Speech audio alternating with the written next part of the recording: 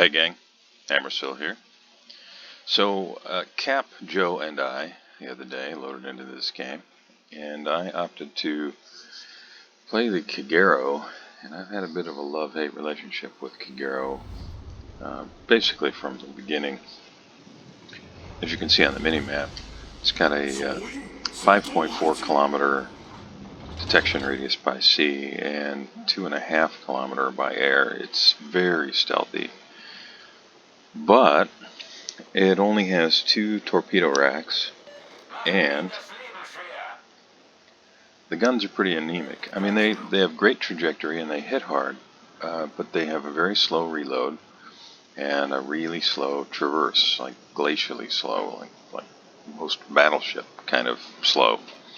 And for whatever reason, the ship and I have just never really clicked. I've been at or around 50% or a little above 50% with it. And it's not like I've played thousands of games in it or anything, but it always kind of frustrated me to not have done better with this ship or been more effective with this ship. So all of that is why I said, okay, if we're going to play Tier 8, I'll bring Kagero and I'll do the best I can with it. Well, this actually turned out to be a pretty fun game. On comms, Joe and Cap and I were talking, and given that we are bottom tier in this match, they opted to essentially run for cover. They were heading over toward A. They've got their guns, as you can see on the mini-map, in a position to be able to help me here if I need it. But it's risky because you've got ships like Jean Bar, Musashi, and Vladivostok, which can, well, sadly just tear up a Tirpitz or a Cleveland. But okay, so that was kind of that's the preface to this game.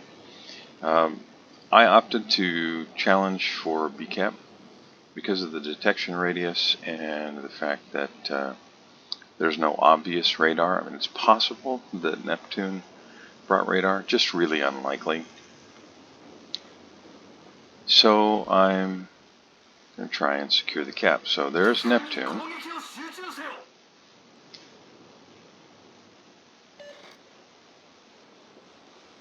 And he has smoked up, so he's just, if you look at the mini-map, he's just at the edge of my torpedo range. I normally try to angle up to present the lowest, the smallest possible profile to the angle of approaching torps. So I could either do what I normally do and put my nose toward the north, or in this case, because I want to get close enough to be able to torp that guy, I put my nose toward the south, which in hindsight may not have been the smartest course, because they were all pretty much ready to fire at me because they knew I was in the cap. Now you can see Kiev came over to help, and he's got a really pretty bad detection radius. Now I did get off a set of torps, and to his credit, Kiev is throwing torps out there trying to catch the gearing that I spotted. But having gotten the torpedoes away, I am now going to do what I was saying a minute ago and angle up and try to get myself out of harm's way. Now I know more or less where the gearing is, so I'm just trying to keep the island between myself and where I think the gearing probably is at. And I'll just see what happens with my torpedoes. Meanwhile, Cap and Joe have been playing a game of positioning at this point. I did manage to land one torpedo on the Neptune, and I'm guessing that Gearing and Neptune, and maybe Musashi, are bent on challenging or securing BCAP for their team. So I don't want to get too far away. Now I can see that Kiev is still in a position to be able to get guns on the Gearing if he pops up. So I'm going to try and stay in the cap. Now I've only got a couple more seconds left on my smoke, and then maybe I'll be able to see what somebody's doing. Nope. Still got Gearing smoke up there. I think that's Gearing smoke. Um, now these are just preemptive. I'm thinking, okay, given where Goering was last seen, where might he be? What might be his approach to the cap? And also, if he's approaching a particular angle, where might Neptune and Musashi follow? Had the right idea, but as you'll see, the torpedoes were just a complete miss. If I'd have just hung out for another few seconds, I could have seen where Neptune was headed. But that's the way it goes. Now I really do not want to get spotted by Neptune. There are the Kiev torps. You can see I'm still in the cap.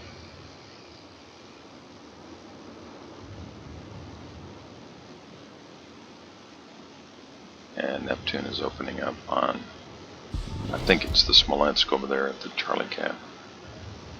Okay, I've got roughly 30 seconds till I've got torps again. Musashi's pushing in. Neptune has set up to fire from smoke. And there's the gearing.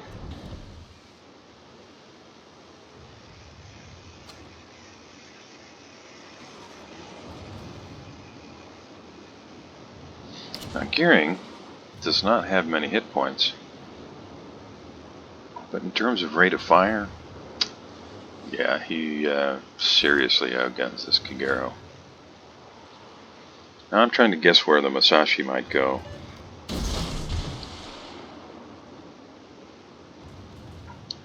Kiev is just keeping the guns hot.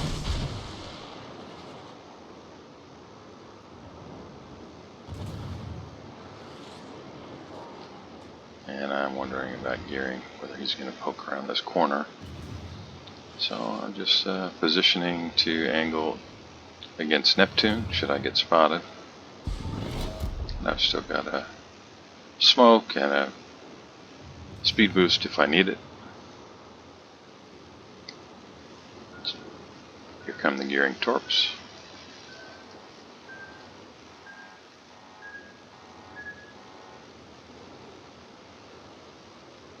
And you can see that Gearing and at this point maybe Musashi. Now Musashi's not in, but Gearing is in the cap. And there is Gearing. I've got Kiev no longer here.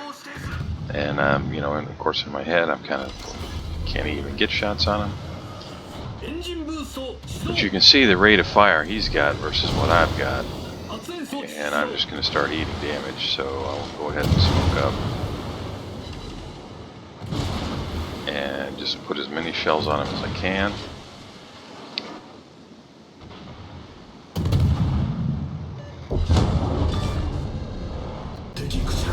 And now I'm just angling away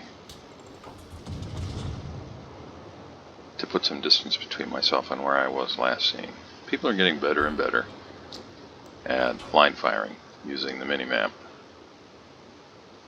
So I just wanted to create a little space, and now I can see that the cap is once again being contested. Musashi's not in the cap. That tells me that it must be Neptune. And Kiev apparently has the same idea. Let's get back to where we can cause problems for the red team. Now, each team is down 3 points, but we have a significant points lead because we secured a couple caps early. So I will emphasize how important that is if you're playing a stealthy destroyer, to do what you can to try and secure a cap. Now that doesn't mean in a radar heavy game that you just blindly head in and let the chips fall where they may. I mean, that you've got to read the situation. In this case, as I said early on, probably no radar in this game, so I felt pretty secure doing that. And I'm going to make it around these torps, and I know that, so I'm not too worried. Neptune's beginning to turn toward me, so I'm not going to be able to head right back into the cap like I'd hoped.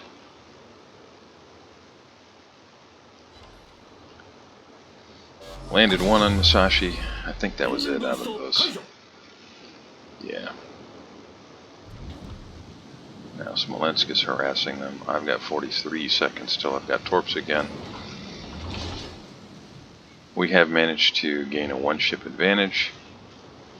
And I'm considering what to do here about Neptune. If he smokes up, I don't remember exactly what his detection range is when he's firing from smoke. But I'm guessing that if he smokes up, if he starts firing, I will be able to see him at this range, even though he's in smoke. And you know, that's one of the advantages of having a 5.4 kilometer. Now let's see when he fires. Yeah, as soon as he fires, there he is. So I might as well go ahead and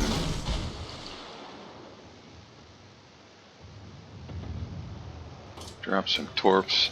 You know, I know Musashi. I'm expecting Musashi to ground here, but it turns out that he didn't. But I was able to keep the Neptune spotted. That's another thing you can do if you've got a stealthy destroyer, is when somebody smokes up, you can, just like that, just by staying within their detection range. Now if you hit the H key, you'll see a lot of information, and one of the bits of information that you'll get is your detection range when you're firing from within smoke. And you got to do it while you're in the game. But that's not something he considered. And once he fired, you know, it was just going to take, 20 seconds till, even if he stopped firing altogether, 20 seconds until he would no longer be visible. So he was pretty much doomed from the moment that he fired. Now we are up on points considerably, but in terms of ships, it's still close. Both teams with 3 destroyers, and down goes their Musashi. So now we have a significant points lead and a one-ship advantage. And you'll see that sometime while I've been talking, Cap got dragged down in his turpets. Now Joe's still in the game, and he and I are talking quite a bit.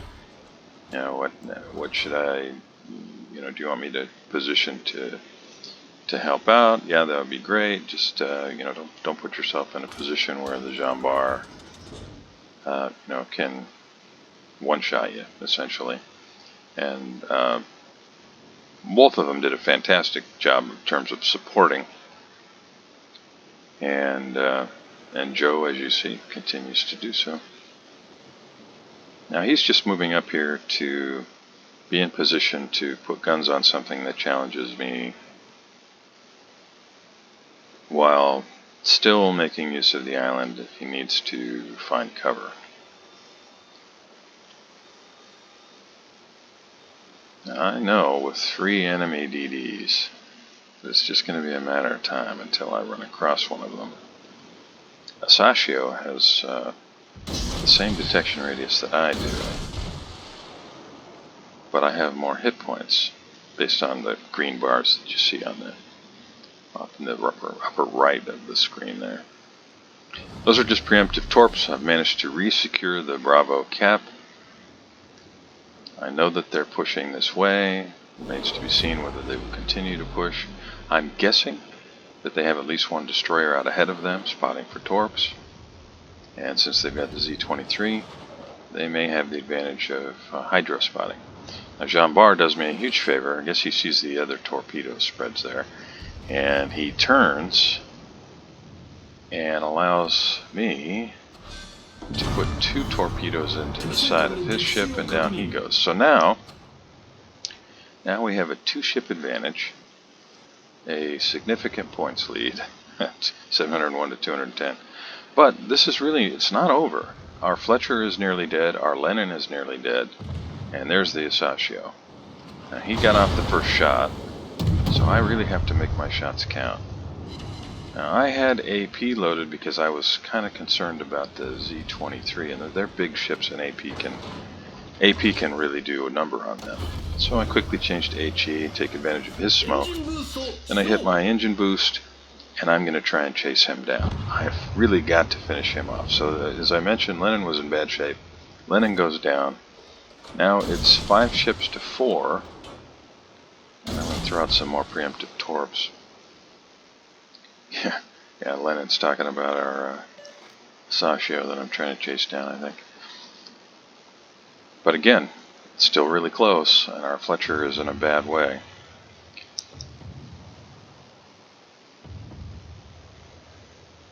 But they're down to only the Smolensk and their 3 destroyers. We still have Alsace. There's a Sashio, and he's firing north. So I've got to make every shot count. I land 4 out of the 6 shells there, and this really should wrap it up.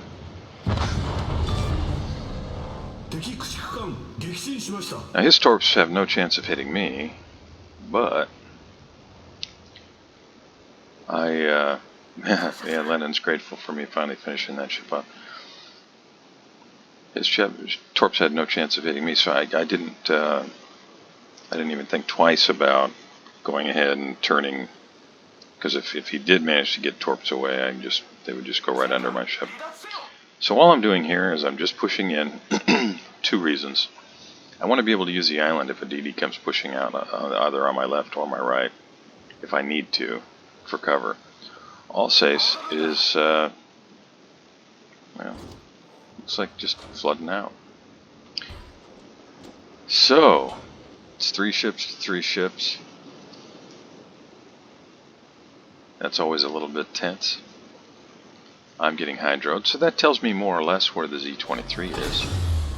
There's Yugumo. I'm expecting torps from Yugumo to come pouring out of there any second.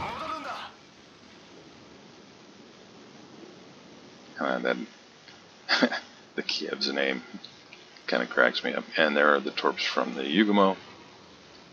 And you can see I'm advising our team, make them come out and find us. There's no need for us to push into the hornet's nest there. Smolensk has run around from the south side. Kiev was a little too close. And this game gets a little bit more tense. I'm firing preemptively on the Z-23, 2 reasons. One, if he does turn south as he engages with me, he might run right into him. But it also kind of limits his ability to run. Kiev goes down, and Joe and I are going to focus on the Z-23. Now that Smolensk is just an absolute terror. So I go ahead and smoke up, break engagement. You saw Joe's shells there on the Z-23. So Joe and I are talking about, as long as we can stay alive, we can win. We don't want to just give this cap, or the ability for them to, make the game closer than it has to be. They are in a position where they have to push ahead, because even if they were to secure both caps right now, there's no way they're going to catch up, so they have to kill us. So my advice to Joe, when we were talking about it, was just don't die. And you'll see he's sitting there broadside right now, but Arshimakaze, if you look in the chat, he says, in Cleveland, just go dark and lean. My advice to Joe was just angle up. If you have a good shot, take it. Otherwise, just avoid taking unnecessary damage. Time is definitely on our side. If I can manage to kill one more of them, this is pretty much over at that point. Regardless of whether they chase with whatever remaining ship there is. And I know that they've got a Yugumo who's almost dead, a Z-23 who's badly damaged. And I have a little bit of HP. Now I'm still detected, so Yugumo's there, and so I just ready up the guns, get off the shot, and now I'm no longer detected. It's just a question of, can I avoid their blind fire, which I know is coming.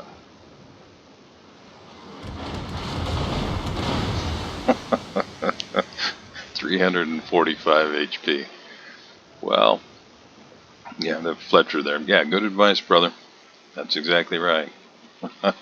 I'm just going to stay out of harm's way. And this game's going to wind down. This was a really fun game to play. Although, you see, 4 kills for Kagero, there's no way I could have done it without Joe and Cap giving me support. It was not always easily evident here you know, how much they were doing to help me and distract and cause the enemy headaches, but they were there the entire time. Well, Cap until he was finally dragged down, and Joe through the entire game. So the three of us, bottom tier, made a big difference. Thanks a lot for watching. Really appreciate it, and I'll see you next time.